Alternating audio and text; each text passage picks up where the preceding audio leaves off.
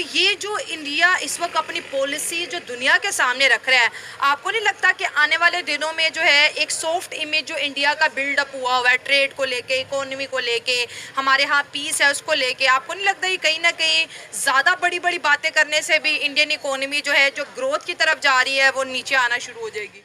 कि चाइना और इंडिया सही जंग तो उनके बीच है, पाकिस्तान पे खामखा हमले क्यों करती है? देखिए, जब भी किसी दो बड़े सुपर पावर्स की जंग होती है तो वो डायरेक्ट कन्फ्रंटेशन की तरफ नहीं जाते। वो कभी भी एक दूसरे के साथ डायरेक्ट वॉर नहीं लड़ते।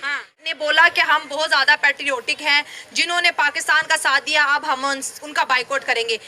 इंडिया चाइना का बाइकआउट क्यों नहीं कर पा रहा, हालांकि बनता तो चाइना का बाइकआउट? आपको क्या लगता है सर, आपसे पूछूंगी कि ये बांग्लादेश को जिस इंडिया ने पाला 1971-72 के बाद, शेख हसीना का दौर रहा, इंडिया ने बहुत ज़्यादा जो है एडवांटेजेस भी बांग्लादेश को दिए। अब दोनों के बीच जंग वाली सूरत हाल है, वो कह रहे हम हमला करेंगे, वो कह रहे हम हमला करेंगे। तो आपको क्या लगता है कि जो 50 साल की जो इंडिया की इन्वेस्टमेंट थी, क्या वो वापस आएगी? क्या बांग्लादेश दोबारा जो है इंडिया के साथ उसी लेवल पे आएगा जो इंडिया चाहता है, जो हसीना के टर्म में थे, या बांग्लादेश पाकिस्तान के साथ मिलके इंडिया की इसी तरह मुखालफत करता रहेगा? इंडिया के ही चैनल्स को सुन रही थी, वो कह रहे हैं कि पाकिस्तान को कमज़ोर करना है तो जो है बलूचिस्तान को अलग कर दो, अगर टर्की से बदला लेना है तो कुर्दों को सपोर्ट करना शुरू कर दो। दोस्तों, ये वही साइला खान है जो पाकिस्तान की यूट्यूबर है और इंडिया की तारीफ करते हुए थकती नहीं थी, इंडिया की गुणगान गाते हुए थकती नहीं थी। आज किस तरह से इंडिया के बारे में बात कर रही है, उसका दोहरा चरित्र आप देख सकते हैं। तो चलिए वीडियो को शुरू करते हैं, मिलते हैं वीडियो के बाद में। अगर चैनल पे नए हो तो प्लीज चैनल को सब्सक्राइब कर देना। तो चलिए शुरू करते हैं।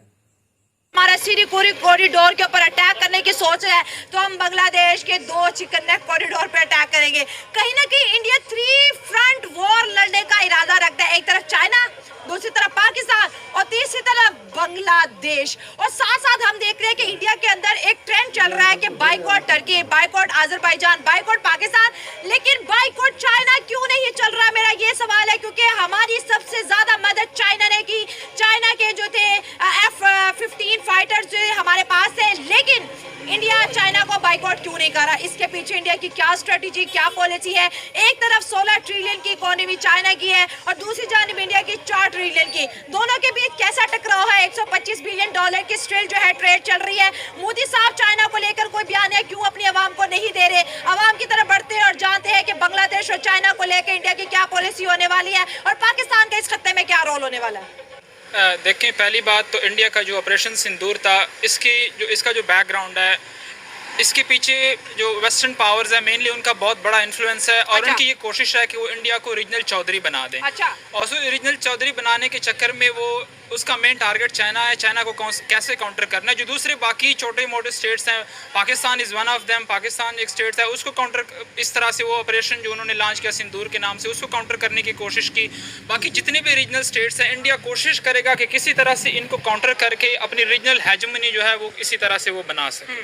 तो क्या लगता है कि चाइना और इंडिया सही जंग तो उनके बीच है, पाकिस्तान पे खामखा हमले क्यों करती है? देखिए, जब भी किसी दो बड़े सुपर पावर्स की जंग होती है तो वो डायरेक्ट कन्फ्रंटेशन की तरफ नहीं जाते। वो कभी भी एक दूसरे के साथ डायरेक्ट वॉर नहीं लड़ते।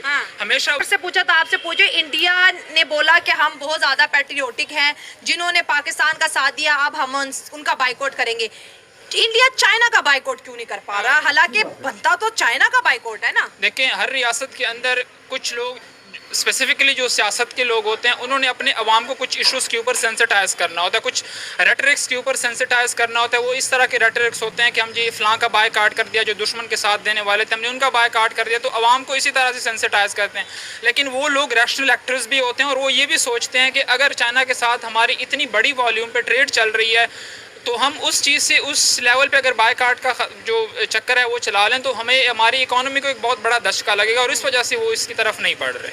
अच्छा, आपको क्या लगता है कि जैसे अभी मैं इंडिया के ही चैनल्स को सुन रही थी, वो कह रहे हैं कि पाकिस्तान को कमज़ोर करना है तो जो है बलूचिस्तान को अलग कर दो, अगर टर्की से बदला लेना है तो कुर्दों को सपोर्ट करना शुरू कर दो, टर्की मतलब के टुकड़े टुकड़े हो जाएगी। आज़रबाईजान में कहता है वो तुम्हारे मुकाबले का है नहीं, उसको तो हम वैसे ही ख़त्म कर देंगे।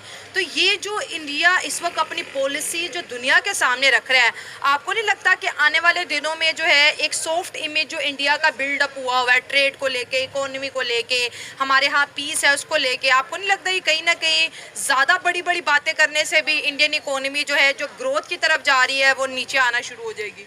देखें, कोई भी मुल्क जब वो ओरिजिनल हेजमान बनने की तरफ जाता है तो आईआर के अंदर रियलिज्म का एक बहुत बड़ा उसके अंदर डोमेन है और उसमें हमेशा वो पावर जो है वो बेलिजरेंट हो जाता है। ठीक है। बेलिजरेंट का मतलब ये है कि वो हमेशा जंग की तरफ जो है उसका बहुत बड़ा रुझान होता है और वो इसी तरह से जो हॉट स्पॉट एरियाज होते हैं कुछ स्टेट्स के अंदर, जिस तरह पाकिस्तान के अंदर बलोचिस्तान का एरिया, हालांकि बलोचिस्तान का जो अपना ग्रीवेंस है वो एक जेन्युइन ग्रीवेंस है।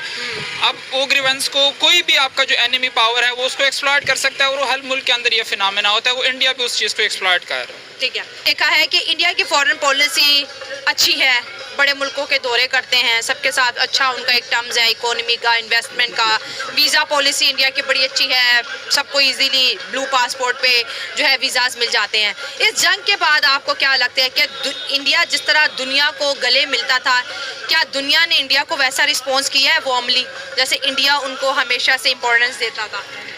दुनिया के अंदर ज़ाहिर बात है रिएक्शन जो है वो उस तरह से नहीं है जिस तरह इंडिया एक्सपेक्ट कर रहा था, लेकिन फिर भी इंडिया की जो इंपॉर्टेंस है वो आज भी ज़्यादा है वेस्टर्न पावर्स के लिए, जो कि एक बहुत डोमिनेंट रीजन है पूरी दुनिया के अंदर। तो इंडिया की इंपॉर्टेंस जो है वो उसी तरह से मेरे ख्याल से रहेगी, क्योंकि आगे जो उस पूरी दुनिया का फर्स्ट वर्ल्ड का या वेस्टर्न वर्ल्ड का स्पेसिफिकली अमेरिका का जो प्लान है चाइना को कंटेन करने का, उसके लिए इंडिया जो है उनका एक बहुत मेन किरदार होगा उसकी इस प्लान के लिए। तो मेरे ख्याल से इंडिया की इंपॉर्टेंस जो है वो उसी तरह से ही रहेगी, बल्कि और ज़्यादा बढ़ेगी वक्त के साथ। वही पाकिस्तानी लड़की है जो इंडिया की बहुत तारीफ करती थी, इंडिया की गुणगान गाती थी, है ना, और पता नहीं वगैरह वगैरह, एक पीस अमन चाहते थे कि पाकिस्तान इंडिया के दरमियान एक अमन कायम हो, लेकिन ये सब झूठी चीज थी, है ना, झूठी तारीफें थी इन लोगों की। असल में जब तक इन लोगों को व्यूज मिल रहा था इंडिया का, तब तक इंडिया बहुत अच्छा था, इंडिया की आवाम अच्छी थी। अभी इनको इंडिया में बैन कर दिया गया है तो किस तरह से बातें कर रहे हैं आपके सामने है।